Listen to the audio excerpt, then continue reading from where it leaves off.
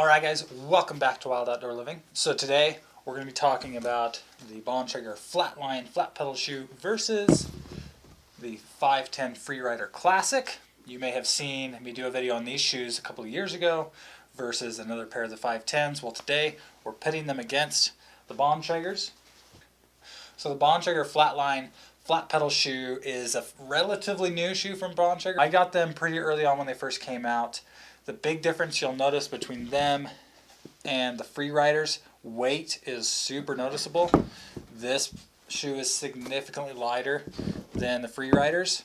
There's a couple of things that stand out on this shoe. One is it's got a Vibram sole. It has a softer rubber down the center and then a tougher Vibram rubber on each end to kind of give you some traction and durability on the ends of your feet. It has significantly less padding than the Freeriders, so it's very thin. A pro to that is it dries a lot faster. It also has these elastic straps on the tongue that kind of keep that tongue in place. So even if the shoe's not tied very tight or your laces were to break per se, it still has some retention there for you. Otherwise, those aren't a huge feature. There is a lace retaining strap on the top of the tongue as well, and then there's some Narguard, basically what looks like a rhino liner paint on the end of the toe. So my experience with these is they are light.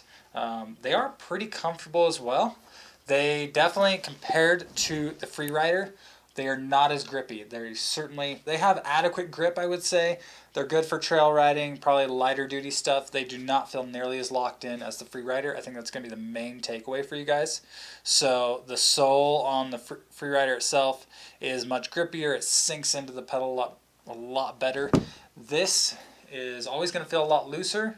With a grippier pedal, say a concave pedal, it's not going to be a big deal. But if you're on maybe a looser pedal, it can be a bit squirrely in some combinations. So that's something I really noticed. The Narguard is pretty much useless, I would say.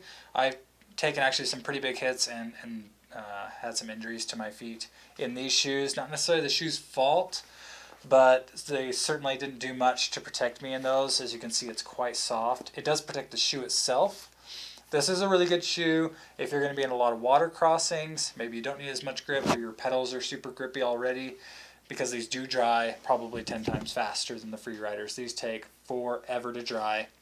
When they get soaked, they stay soaked for a long time. So you are getting the most grip out of these by far. So if that's what you're looking for, that's certainly the shoe you're going to want to look at.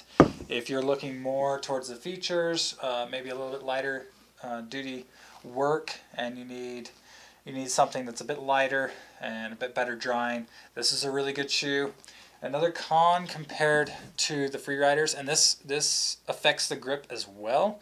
So in addition to the sole being a little bit harder than the Freerider, because there's less padding, the shoe just feels a little bit looser. It's very comfortable, but it feels kind of unrefined in terms of any foot retention technology. So there's not much going on in your foot retention space. A lot of times you'll get a really good wrap around the midfoot in certain shoes, so they'll put some increased support here. There's not really much of that going on with a flatline shoe.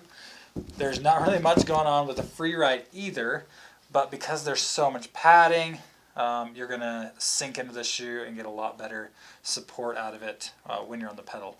So that is the difference between Bontrager Flatline and the FiveTen Freerider Classic. Personally, between the two, I prefer this one by far, but I do keep these shoes around for certain times and certain instances because they do have some benefits. If you guys have any questions, please leave them in the comments down below. The next video is going to be about the long-term longevity, durability of the FiveTen Freerider Classic. This is my second pair of these, so tune in for that next time, and we'll catch you later.